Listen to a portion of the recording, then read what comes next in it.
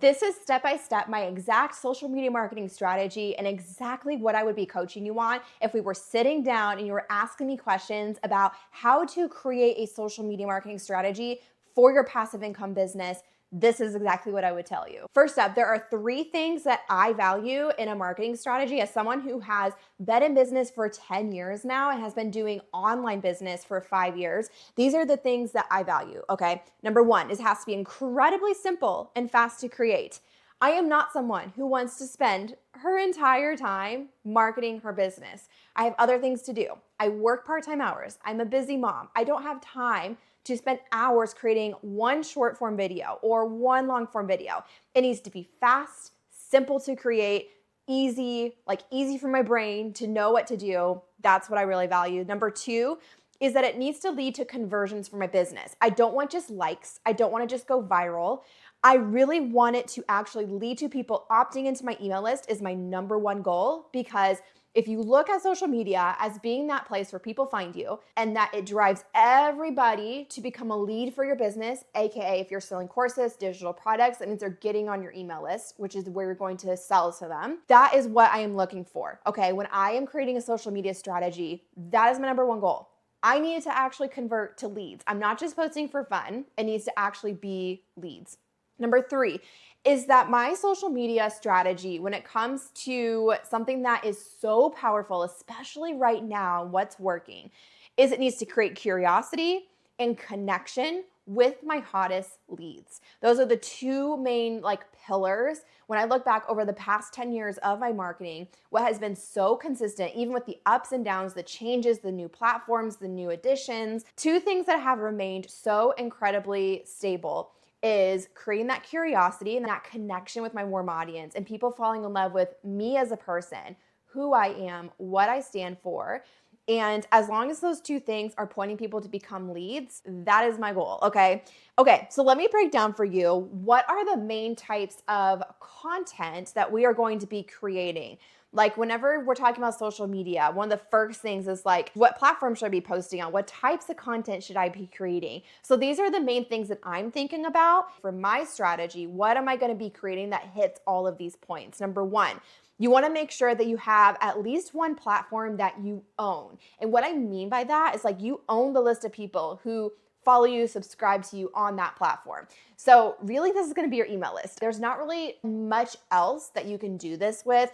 And like I mentioned, especially for passive income, scalable income, email marketing is your number 1. You want to be growing your email list of your hottest leads. So really this is basically me saying start an email list. That's a non-negotiable when it comes to social media, because we're pointing everybody there. There's no point in growing your audience if you're not going to have your email list to point them to. It's a lot harder than you think to get the people who already follow you onto your list versus if you started from the very beginning. I can tell you that with confidence because I have had students who come to me, have already got an audience and didn't start their email list, okay? So platform you own. Number 2, thinking about cold versus warm audience content. You want to have a mixture of the 2. So between your strategy, do you have content that is going to reach a cold audience very easily and a warm audience very easily? Instagram really covers this pretty dang well within one platform because you've got Instagram stories that is 99% of your stories are just being shown to your warm audience. And then you've got feed content like Reels, which can very easily reach a cold audience, people who don't follow you already.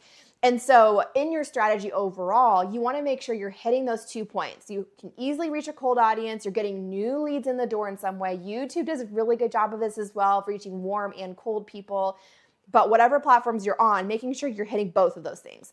Third thing here, evergreen content, okay? Don't put off making this type of content too long in your business. What I recommend to most of my students is starting with that short form content. It's gonna be like TikTok, Instagram. If you already have a platform in one or the other, leaning into that.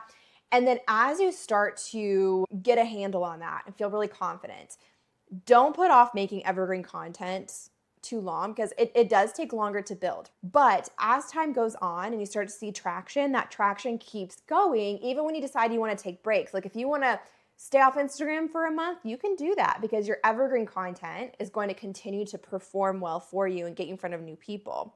Number 4 here is long form pieces of content. And this can look like so many different things, But especially, it kind of goes with evergreen. A lot of long form content is going to be more evergreen content. And this is things like blogging, YouTube videos, podcast episodes. You want to give people a way to go deeper with you before buying from you. Obviously, you guys know I love YouTube because it kind of hits both of those things. And it really just helps people to fall in love with you, especially when you sell courses and digital products and you're educating them and teaching them. YouTube is just such a no-brainer.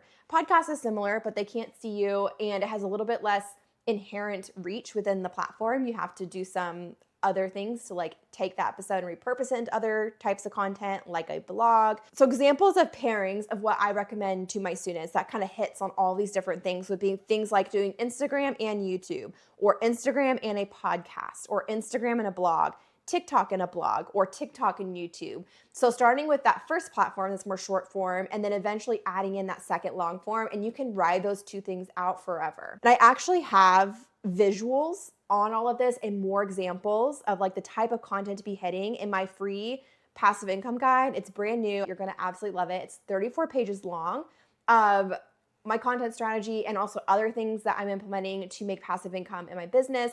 So go down below, link will be right below in the description if you want to grab that. So with these things in mind, I wanted to give you an example for my business where we're at with this, what we are implementing for my content strategy, what this looks like in action. So my primary two social media platforms I use to market my business is YouTube and Instagram. And then I have my email list. That YouTube and Instagram points everybody to my email list. So that means that I'm not focused on posting on TikTok. I am not focused on showing up on Pinterest all the time. I'm not focused on always having to get a blog post out. Like my priority is if all I do is post on Instagram daily and just publish a new YouTube video every week. Like that is my main goal. And then my email list, I'm obviously active with my email list and sending them emails as well. So the platform that we own is my email list. Nobody can take that. I own those lists of subscribers. I'm reaching a cold audience with Instagram, with my short form video content on Reels. And then I'm also reaching a cold audience with my YouTube content. That's evergreen content for me.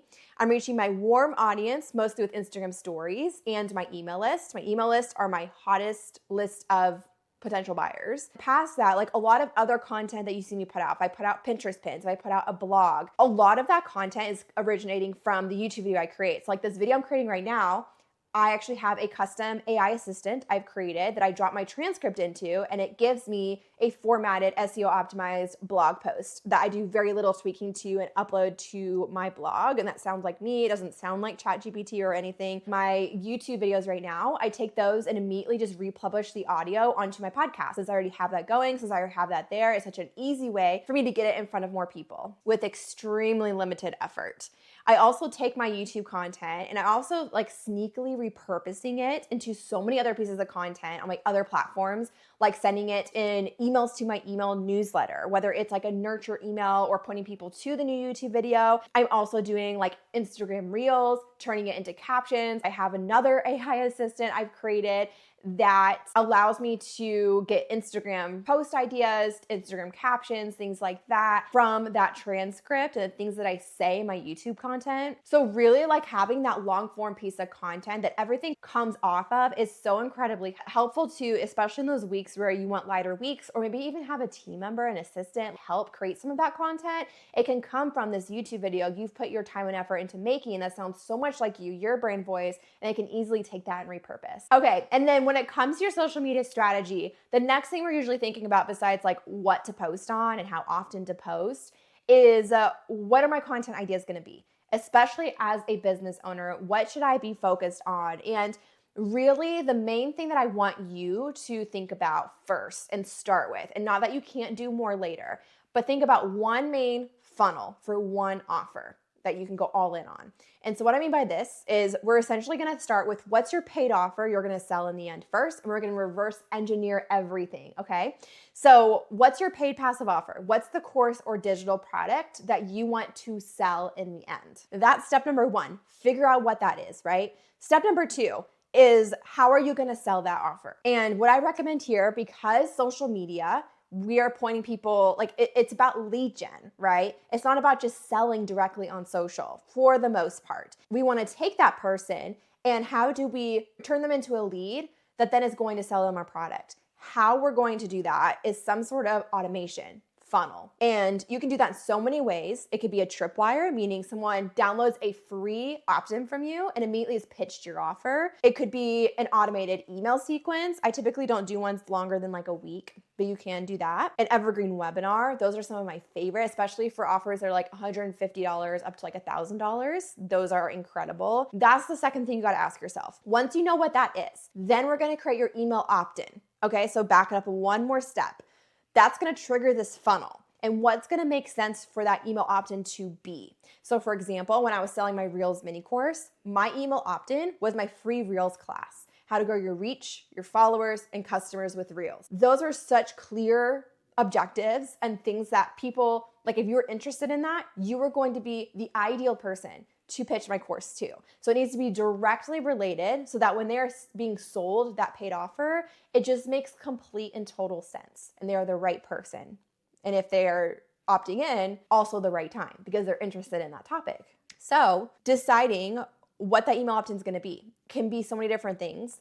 It can be a download, a guide, a Google Doc, a template. The webinar can be the freebie. There are so many different ways to do it, but that's what you want to think about, okay? And then now that you've got that opt-in and you have that one automation to that one offer set up, you have this funnel, right? Now you're going to reverse engineer what content ideas do you need to make to attract people who are going to be the right fit and want to download that email opt-in that are then ultimately going to buy from you. And so example, again, Reels mini course. That means my content is going to be about growing your reach with Reels, growing your leads with Reels, growing your buyers from Reels, growing passive income from Reels. That is a lot of what I focused on to get people into that funnel and to buying my course. Another example of this would be maybe you are a doula and you have a course that is for moms in pregnancy, okay? So we want to make sure that if that's the end goal, to sell your online course for moms who are like wanting to know more about their entire pregnancy and help with that. We are going to be then creating an email opt-in that is going to be for the mom who just found out she's pregnant. That's going to be your hottest, easiest sell. At the very beginning, that's when she's starting to do all the research and finding resources. You're not speaking to someone who is in the third trimester, second trimester. No, you're speaking to someone who's in the first trimester, just found out she's pregnant. So maybe it's like the first 20 things to do after you find out you're pregnant. That could be an email opt-in, right? And that's going to attract the right person who's going to want to buy your course. It's going to be the easiest sell into your course, not someone who's in the third trimester and has a lot of those things figured out already. And so you want to make sure that you're thinking about it that way. And then you're also taking it one step further and your content is going to be for that mom who just found out she's pregnant to then lead to your email opt-in and then lead to your course. Does that make sense? And so getting specific about that is so incredibly important with your social media if you want to use it right for building your business, building your leads, and ultimately building your passive income. I published a video on how to then double the amount of sales that you're getting from the things you're already doing, whether it's social media marketing, getting that traffic. What are the things I would be looking at next to increase the amount that people are spending with me, to increase my conversion rates? I'll put that video on the screen. You can go watch it next. If you have any questions about anything we talked about here, how to apply it to your business, drop a comment on YouTube. I'd be more than happy to chat with you about it, to go back and forth, answer any questions you have. And I'll see you guys again next week's video on episode on Tuesday. Bye, guys.